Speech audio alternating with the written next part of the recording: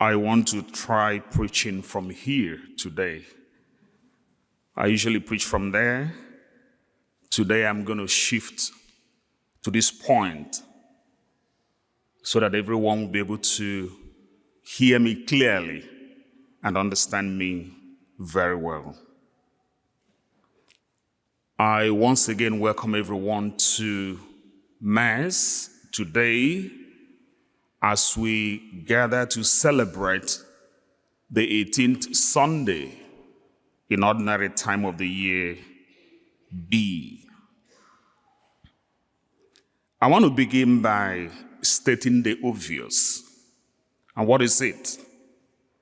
That the human person, you and I, were made up of body and soul.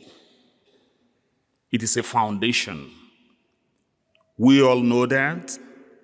The church teaches that. And Christianity believes that from beginning till now. You and I, we have body. We also have the soul.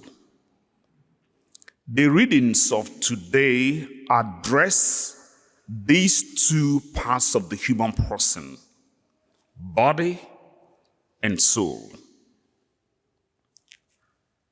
In the first reading of today, taken from the book of Exodus, we hear about the Israelites in their desire to take care of the body.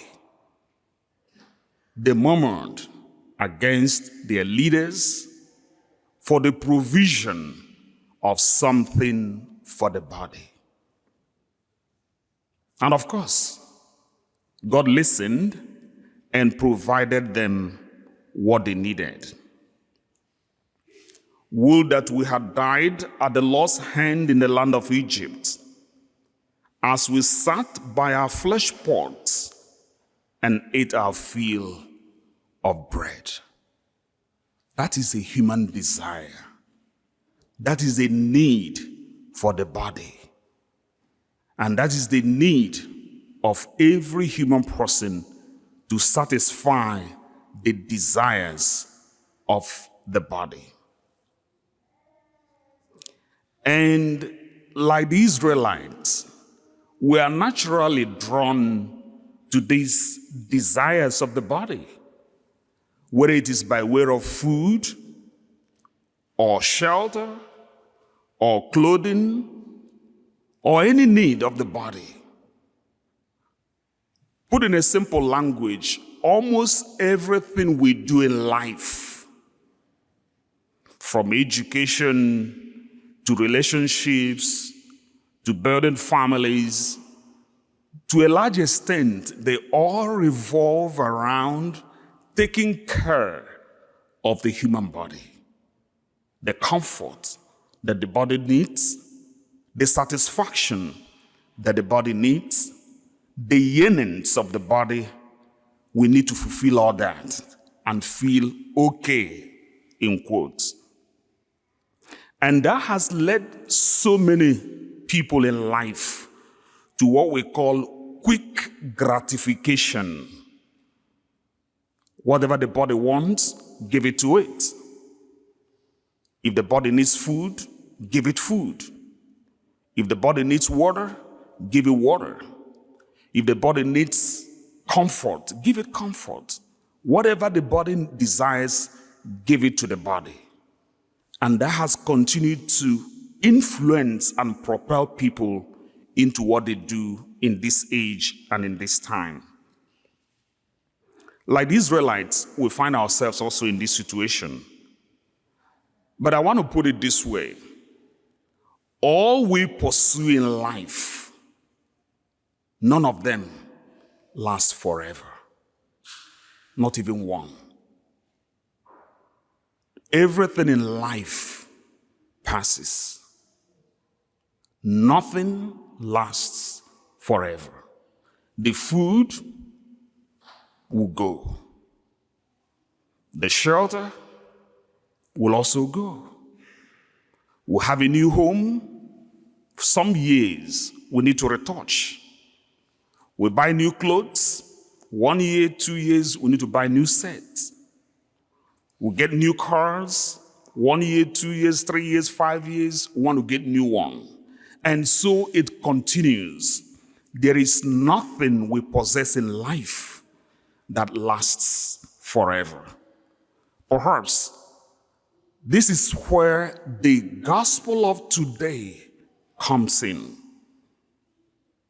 As people, beginning from the Israelites, pursue these desires of the body, Jesus, in the gospel, wants us, his listeners, to pay attention to something different from the pursuit of the satisfaction of the body. And how did he do that? The people started looking for him. Why? Because they were looking for another satisfaction of the human body.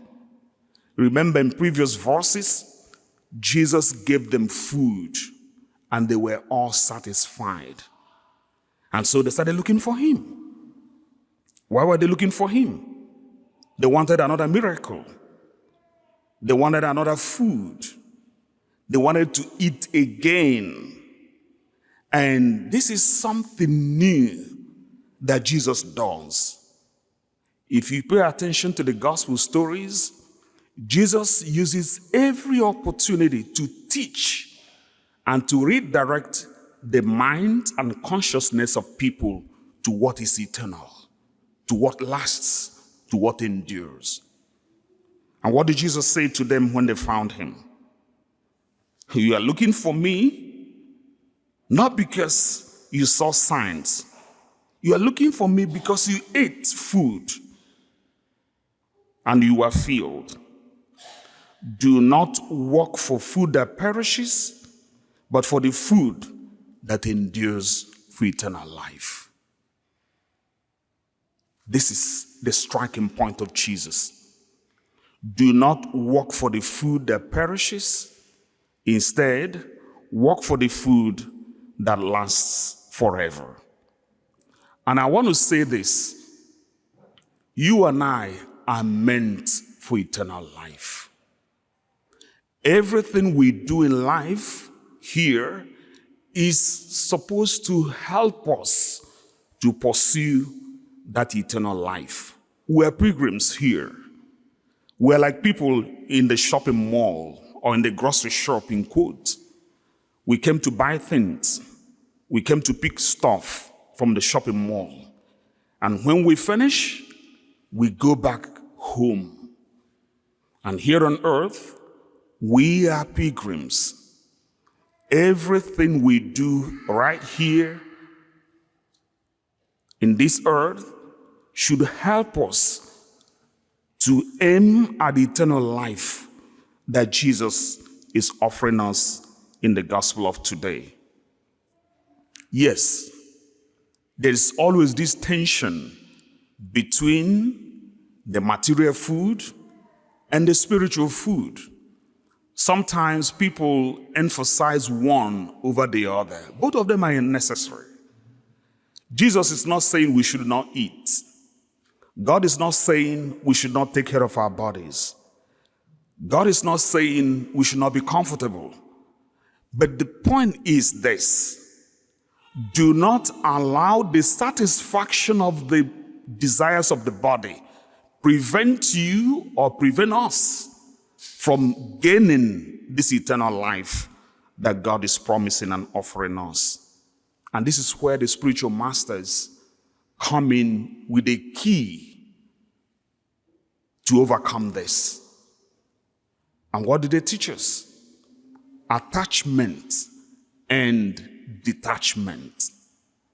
As we use the things of this earth, we are not expected to attach ourselves so closely to them that we will not be able to pursue the things that lead to eternal life. The spiritual masters, the saints, the theologians, the fathers of the church, they often emphasize on the spirit of detachment, knowing fully well that everything passes except what Jesus offers to you and to me. And that's the gospel we have today from Jesus. And when the people ask, what must we do? Since this food we are pursuing is not going to last forever, what must we do? Jesus said, believe in the one that God has sent. This is the key, my dear brothers and sisters. Believe in the one that God has sent to show us the way to eternal life. And he's here in the tabernacle, the one that God sent. On him, the gospel of today says, the Father has put his seal, approval, endorsement that this is the one that will lead us to eternal life. And in conclusion of the gospel of today, Jesus said, I am the bread of life. Whoever comes to me will never hunger, and whoever believes in me will never thirst. This is what we are taking home today, my dear friends. That as we pursue the things, the food here on earth, may we also make opportunities to pursue the food that leads to eternal life. And St. Paul in today's second reading invites us to put away the old self and take on the new person, to purify our minds and put on the new self created in God's way, in righteousness and holiness of truth. Take home. I want to put it as a question to all of us in church today. The energy, the passion with which we pursue material things on earth, whatever it may be, are we able to put in the same energy and passion in the pursuit of things that lead us to eternal life? That's what I want us to take home.